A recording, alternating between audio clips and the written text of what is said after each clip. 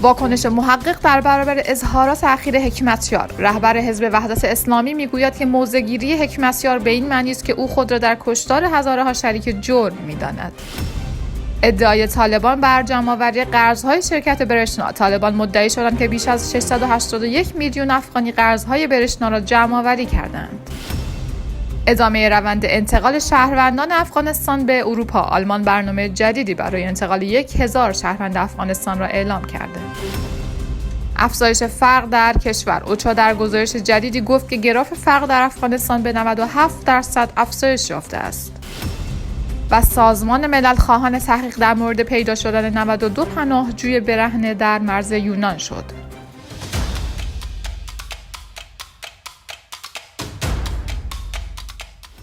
سلام و وقتتان بخیر. به خبرهای ساعت 10 با من ناهید یوسفی از آماج نیوز خوش آمدید. محقق میگوید موضع‌گیری گلبدین حکمتیار در برابر اعتراضهای جهانی علیه نسل کشی هزارها به این معنی است که او خود را شریک جرم می‌داند. گلبدین حکمتیار در خطبه نماز جمعه این هفته در کابل حامیان کارزار علیه نسل کشی هزارها را مغرض و نافهم خطاب کرده بود. محمد محقق از اعضای جبهه مقاومت ملی برای نجات افغانستان با نشر یادداشتی در صفحه رسمی فیسبوک خود به اظهارات آقای حکمتیار واکنش نشان داده است. آقای محقق نوشته است که هزارها در دادخواهی جهانی که از 8 اکتبر آغاز شد فریاد مظلومیت خود را به جهانیان رساندند و بیش از 10 میلیون نفر با استفاده از هشتگ نسل کشی هزاره را متوقف کنید همدردی خود را با خانواده‌های قربانیان اعلام کردند. به گفته آقای محقق تنها یک نفر که خود را داعیه‌دار نهضت اسلامی نیز می‌داند از تریبیون مقدس نماز جمعه علیه این اعتراضات موضع گرفته است. محقق افزود این موضع‌گیری می‌تواند به این معنی باشد که آهای مردم، من هم شریک این جرایم یا حداقل راضی به این فجایع هستم.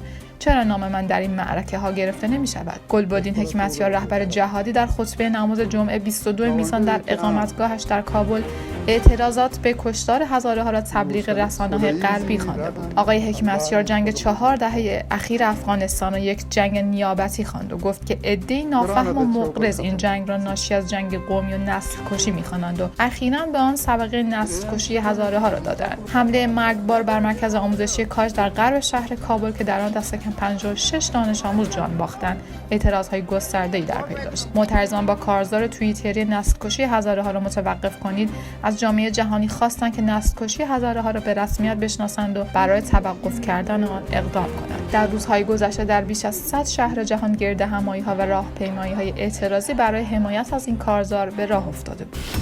حکمت الله میوندی سخنگوی گمارسته شده طالبان در شرکت برشنا میگوید به همکاری ریاست استخبارات این گروه 681 میلیون افغانی از قرض برشنا را جمع آوری کردند. آقای میوندی گفت این مبلغ از سیاستمداران سابق، زورمندان، شرکت‌ها، مراکز صنعتی و تجاری گرفته شده که از شرکت برشنا قرضدار بودند. سخنگوی طالبان در شرکت برشنا روز دوشنبه 25 میزان در یک نشست خبری در مرکز اطلاعات و رسانه‌های حکومت گفت کمیسیونی با شرکت نمایندگان با صلاحیت وزارت‌های دفاع و داخله و ریاست عمومی استخبارات این گروه تشکیل شده که عملیات‌هایی را به خاطر دریافت قرض‌های ریاست برشنا به راه می‌اندازد. به گفته آقای میوند این کمیسیون با فرمان ریاست الوزراء طالبان تشکیل شده و زیر نظر این ریاست کار می‌کند. در این نشست خبری گفته شد که تنها در جریان 2 هفته در شهر کابل 329 قرضدار شناسایی شدند که از این تعداد 33 نفر 6 میلیون و 214804 افغانی را پرداخت کردند. سخنگوی طالبان در شرکت برشنا گفت در این مدت از مجموع زون‌های 5 گانه کشور 675 میلیون و 33925 افغانی جمع آوری شده است.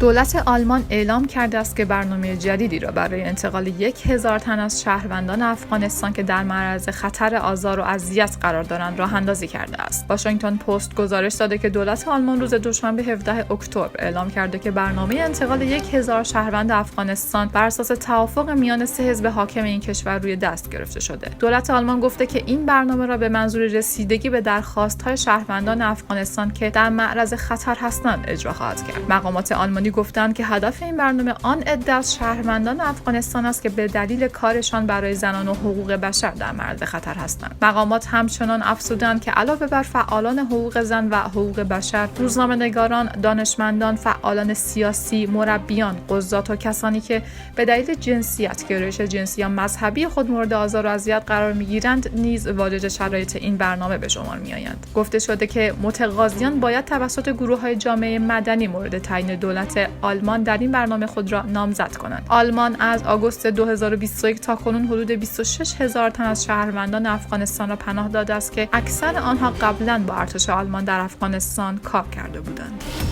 دفتر هماهنگ کننده امور بشردوستانه سازمان ملل متحد یا اوچا گفته که در 3 سال اخیر گراف فقر در افغانستان از 47% به 97% افزایش یافته. اوچا پس از عصر روز دوشنبه 25 میزان در توییتی گفته که بیکاری، کاهش درآمد و افزایش قیمت‌ها از عوامل افزایش فقر در افغانستان است. اوچا خواستار اقدام فوری برای پایان بخشیدن به فقر در افغانستان شده است. روز گذشته نیز دیدبان حقوق بشر از مبتلا شدن 34,000 کودک افغان به سوی تغذیه در سال 2022 در پی افزایش گرسنگی خبر داد.